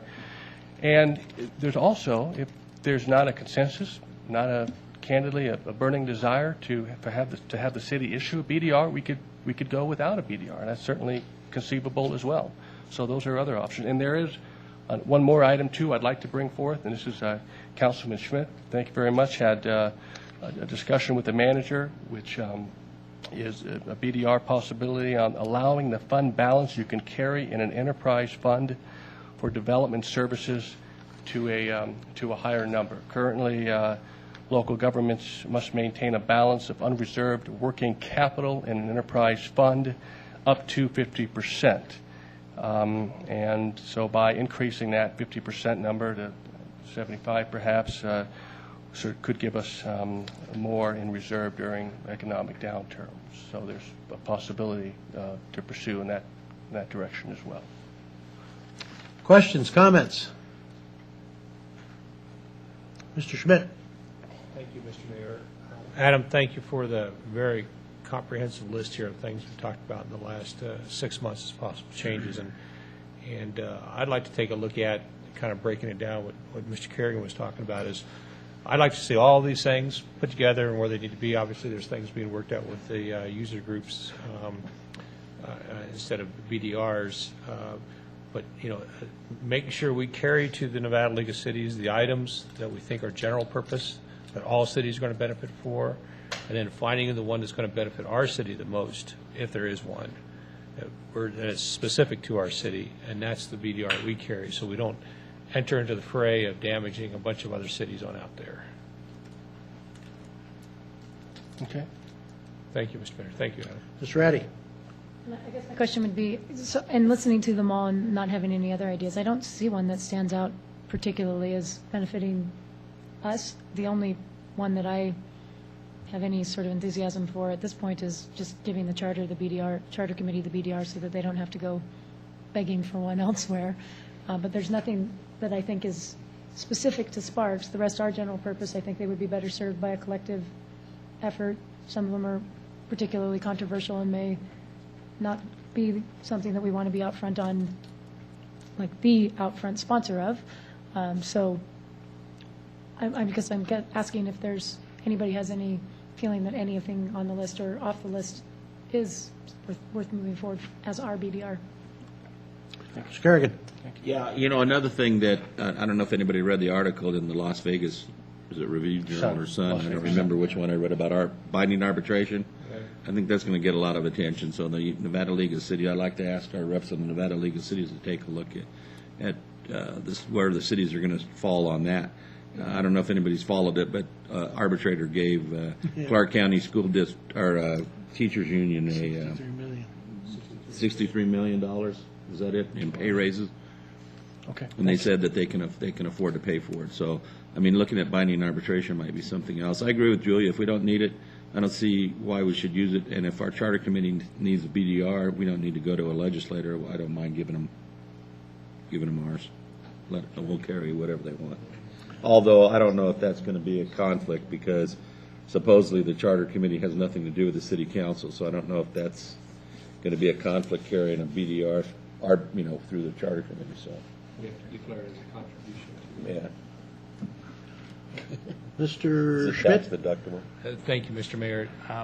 I agree with Mr. Kerrigan. I think that nothing stands out. I would like to see, though, that the Sparks City Charter issue go to the city charter for discussion, to get on the agenda, to allow them to start talking. Because I think it's important to show, of the 15, 16 cities that are in the state, we are held to a different standard. And I know that legislators like to go ahead and proudly show up of how they control or get to influence things on a local level all the time. I think it's a mistake to allow that to happen. I think we should be, home rule should be applied here to the cities of the state of Nevada, because I think that it has an inherent conflict that you get to bring it on up, at the charter committee. If you don't like that, then you get to go change it anyway. So it's kind of double bite at the apple. But I think that this item, the charter committee should be able to allow them to discuss it, how they feel about it, because it involves them. So, okay. But I'm not interested in a BDR right now without their input. Mr. Smith. And I would agree with both of them. And but I'd also like to see what the Nevada League of Cities comes up with as soon as possible. So their 5 BDRs are going to be, because we're actually going to we'll have an item for you at the next meeting to formally approve the membership to the League of Cities. Okay. So maybe that'll be an opportunity to talk about some of those items. Right. Mr. Lawson. Well, let's make it unanimous, because nothing really jumps out at me I'm very interested, though, in increasing the statutory ending fund balance. And I'm also very interested in binding arbitration. Those are the two items that seem to really hamstring the local governments. And when you don't have to look more than 1 year out, and the city's done a good job, and we get penalized for doing a good job of being frugal with our money, just doesn't make sense to me at all. If you're in business and you're frugal with your money, you're considered a great businessman. In government, you're considered some type of cash cow. So I don't get that at all. Okay. Mr. Carey. In order to move forward with sending some of these to the Nevada League of Cities, could council accept as direction that we'll return to establishing a list of bills that we would carry forward to the Nevada League of Cities legislative process, including many of them that you have seen today?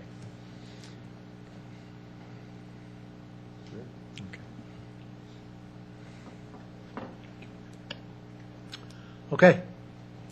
You have your direction there, Mr. Mayberry? I do.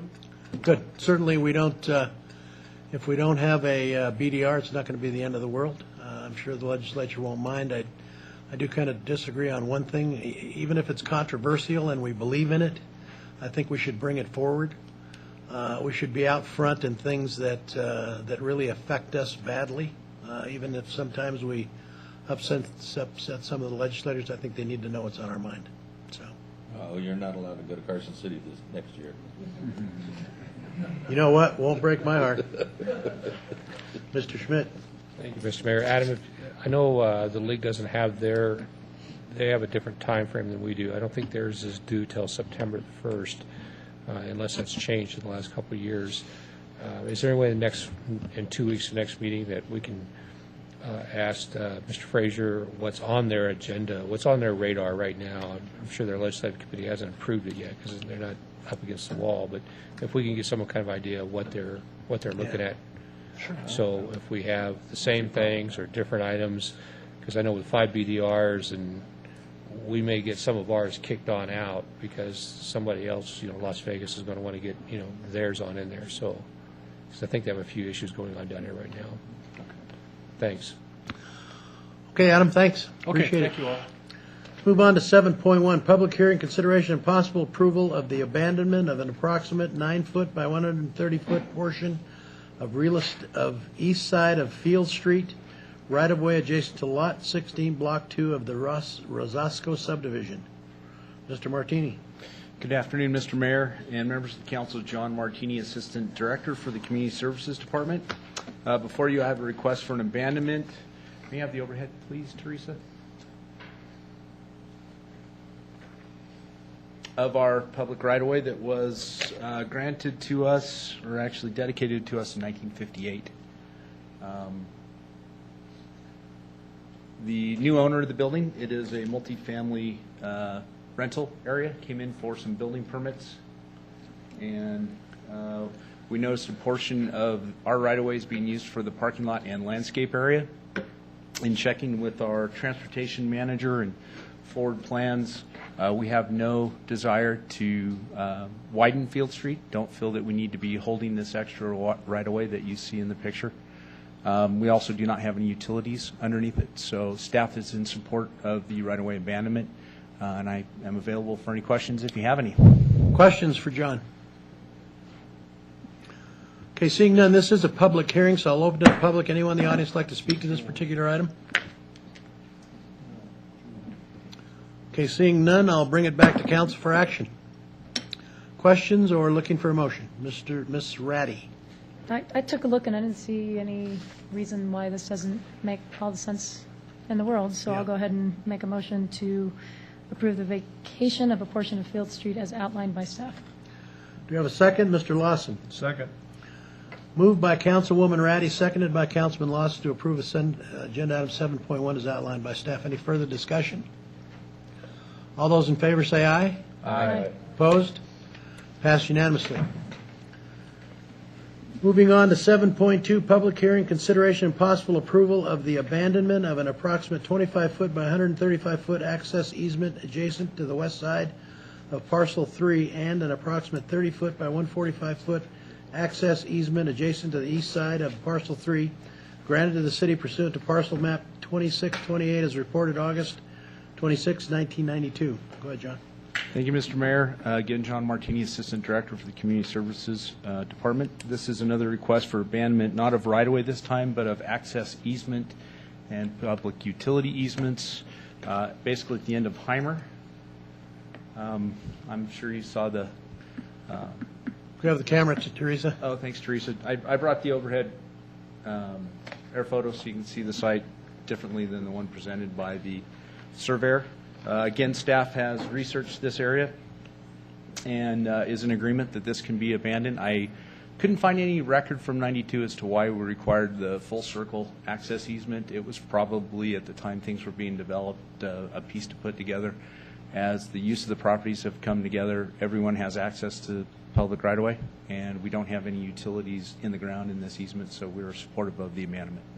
And again, I'm available for any questions. Questions for Mr. Martini? Okay, seeing none, this is a public hearing, so I'll open the public hearing to anyone in the audience like to speak to this particular agenda item. I'm Wayne Handreck with Sierra Surveying. I'm just here in case there's any questions on it. Okay, thank you, sir. Okay, seeing no questions, I'll close it, bring it back to council for action. Questions or looking for a motion? Ms. Ratty? It's Ward 1 day. It is. It's Ward 1, it's about time. I move to approve the vacation of the access easement areas as outlined by staff. Do I have a second? Mr. Lawson? Second. Moved by Councilwoman Ratty, seconded by Councilwoman Lawson. Councilwoman Lawson. Councilman Lawson. It's about time that went the other way. To approve agenda item 7.2. Any further discussion? All those in favor say aye. Aye. Opposed? Passed unanimously. I just had this vision pass before me. Councilwoman Lawson? Councilwoman Lawson, you see me in my... So this is dress and Ward my- 1 day, Look at this all you're emptied doing out is the giving room. Ward 1 away. Putting all those parcels back on the tax rolls is what we're Exactly. doing. It's Move my on own to economic development 7.3, strategy. public hearing and consideration, you guys. possible approval of the fiscal year 2012-13 Community Development Block Grant and Home Consortium Annual Action Plan. Mr. Ornelas. Mayor Martini, members of the City Council, Armando Ornelas, City Planner, here Oops. to ask. Hold on. Sorry. Go ahead, Ron. Thank you, Mr. Mayor. I'm sorry, but I will be abstaining on this action item due to I have clients that own several pieces of property within the boundaries of the proposed CDBG funding for this. Okay. Thank you. Mayor Martini, members of the City Council, Armando Ornelas here to Yeah. ask you to consider. Ms. Ratty. Go ahead, Ms. Ratty. Interesting. I also own property within the boundaries of the CDBG project that is slated for this. So I'll abstain as well. Mr. Kerrigan. I know somebody that owns property. I'm going to abstain too. Just kidding. Go ahead, Armando. Okay. The staff is asking the City Council to consider the annual action plan for submission to the U.S. Department of Housing and Urban Development. The City Council needs to conduct a public hearing and approve the plan before we can do so. The action plan serves as our application to HUD and it serves that purpose for CDBG entitlement communities such as the City of Sparks. It outlines the activities that the city plans to undertake in year 3 of the consolidated plan for the 2010 through 2014 period. And it also outlines activities of the Washoe County Home Consortium, of which we are a part with Washoe County and the City of Reno. For Sparks, this action plan allocates a total of $623,242. This includes $574,145 in new CDBG dollars, plus $49,000, a little over $49,000 in unspent funds from a previous year. The proposed project allocations are as follows.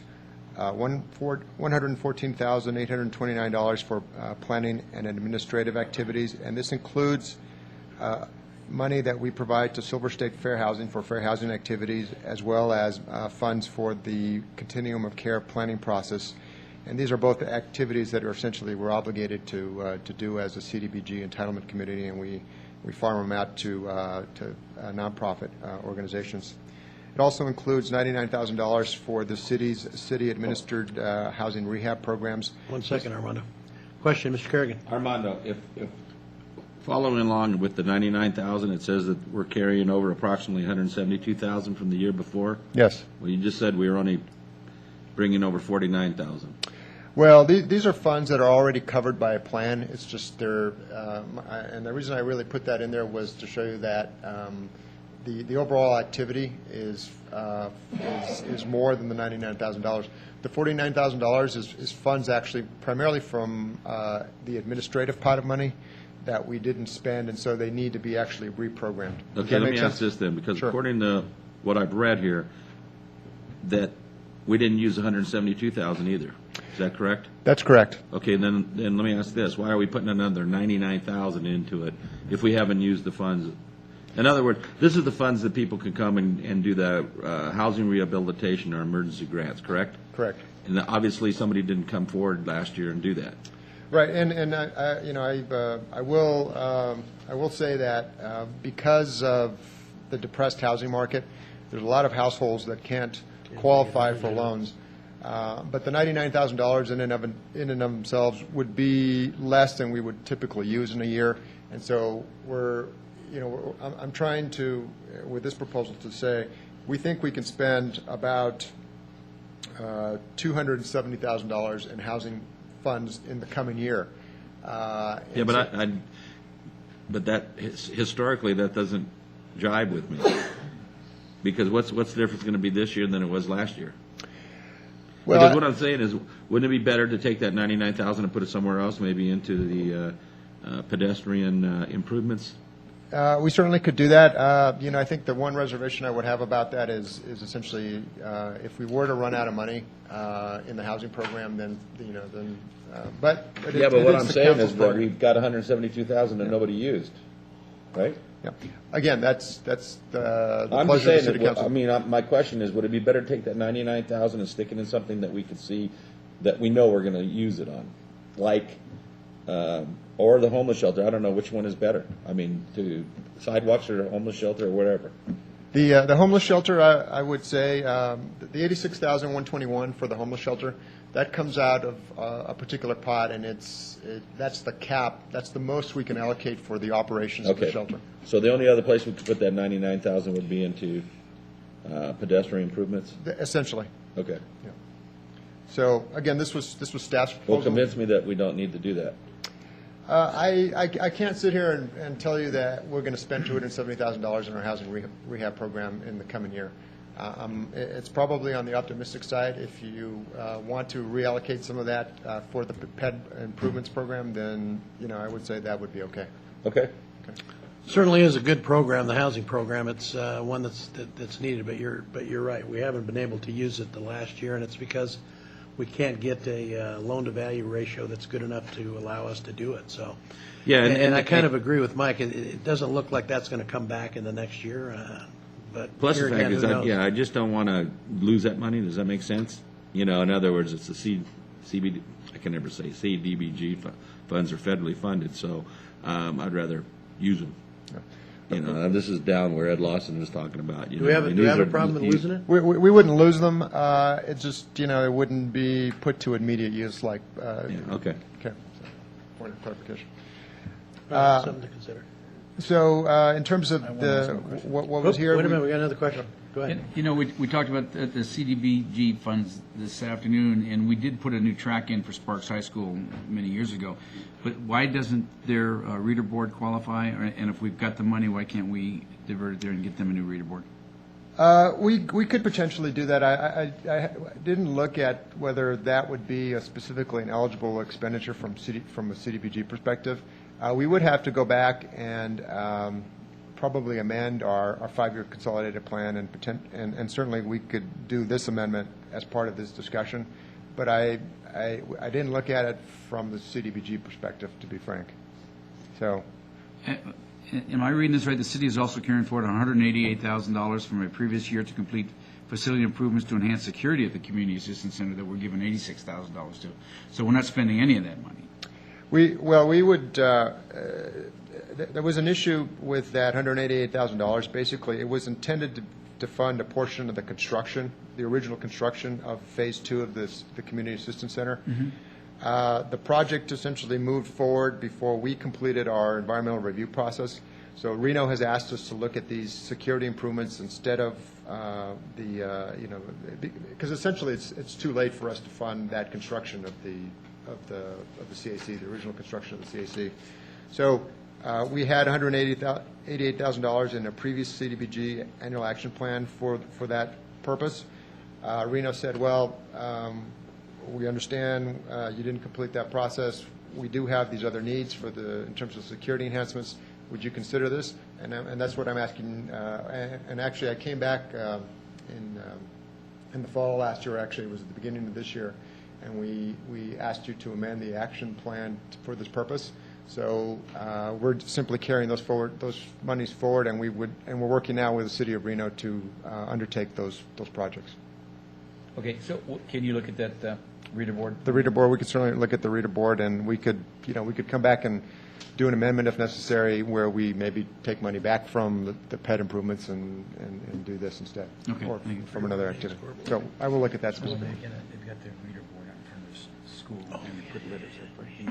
They want to put up a digit. So I think between my presentation and your questions, we've covered everything that's been proposed. So if I understand you correctly, at this point, we would enhance the pedestrian improvements activity by $99,000, which would take it to $442,292, and then the rest of it would move forward as proposed. Mr. Kerrigan. Well, let's do it this way. Let's keep that $99,000 till the end, and if we don't need it for the owner-occupied housing rehabilitation, then we can shift it over. Well, the one thing about that, we're hoping to move forward with the pedestrian improvements activity earlier this year, ideally even this fall, as opposed to waiting until the spring. Okay. And I'll tell you why. In past years, a lot of times there's a lot of uncertainty as to what the allocations are going to be. This year, we actually got a budget, and we know our number. And rather than be struggling to meet the timeliness test next spring, we think we might be able to move forward this fall. And so if we know the money is there for the pad improvements, then we'll spend it. Okay, is there enough improvements for us to shift over 100,000? Yeah, I mean, we Okay. could do $100,000. It's enough for us to would, shift over a couple million. Well, I'm just trying to say, because most of it's on, Yeah, we would, it's you the know, Pyramid Way, we could. I'll Fourth tell you Street, what, I mean, what that we needs could to do be. is reduce the admin money by $1,000 and do a nice shift over $100,000 if you'd like. No, I just rounded it up. Okay. We can always find some places to do improvements. There's no doubt about it. There's plenty out there. And, and actually with that amount, we would probably knock out a big part of this area between 4th and Pyramid in this next year. Good. Questions? Okay, this is a public hearing, so I'll open the public. Anyone want to speak to this particular item? Seeing none, I'll bring it back to council for action. So Mr. Mayor? you need, go ahead. Excuse me. You've had 2 abstentions here because of ethical concerns. And pursuant to the Nevada Ethics and Government Law, as your city attorney, I'm reducing the quorum. So you only need 2 people to carry this particular vote. Only need 2? Only Out of need the 2 3. instead Okay. of all 3. Okay, you need a motion for, looking for a motion. Well, let me see if I can do this. Go ahead, Ron. I move to approve the proposed budget funding allocations with the recommendations from this council to submit the 2012-13 annual action plan to the U.S. Department of Housing and Urban Development. Does that make sense? So you understand the amendments and all that stuff? Yes, I do. Thank you. Okay. Do we have a second? Second. Moved by Councilman Smith, seconded by Councilman Kerrigan to approve agenda item 7.3 as amended. Any further discussion? All those in favor say aye. Aye. Opposed? Passed unanimously with those present. Okay, comments from the city council or city manager. Mr. Carey. Mr. Mayor, I have some announcements of some vacancies on our citizen boards and commissions. We do have 2 appointments to the Civil Service Commission. These will expire on June 30th. Each appointment is for a 3-year term. We also have a vacancy on the commission for a term that will expire on June 30th of 2014. Also, we have 2 appointments to the Parks and Recreation Commission, which are set to expire on June 30th. Each of these appointments will be for a new 3-year term. If you're interested in serving on a commission, please complete a volunteer application available at the city's website or in the office of the city clerk. Our website remains www.cityofsparks.us. Please simply click on City Services, then Volunteering, and get involved to find your volunteer application. Thank you, Mr. Mayor. Anyone else? Go ahead, Ron. Tracy, the tennis courts over there at Burgess Park, are those ours? Have you seen them? Okay, I won't say anymore. She probably sees them in her dreams. Nightmares, I should say. Anyone else? Comments from the public? Anyone in the audience like to speak to this particular comments from the public? Okay. Seeing no further comments or business, we are adjourned.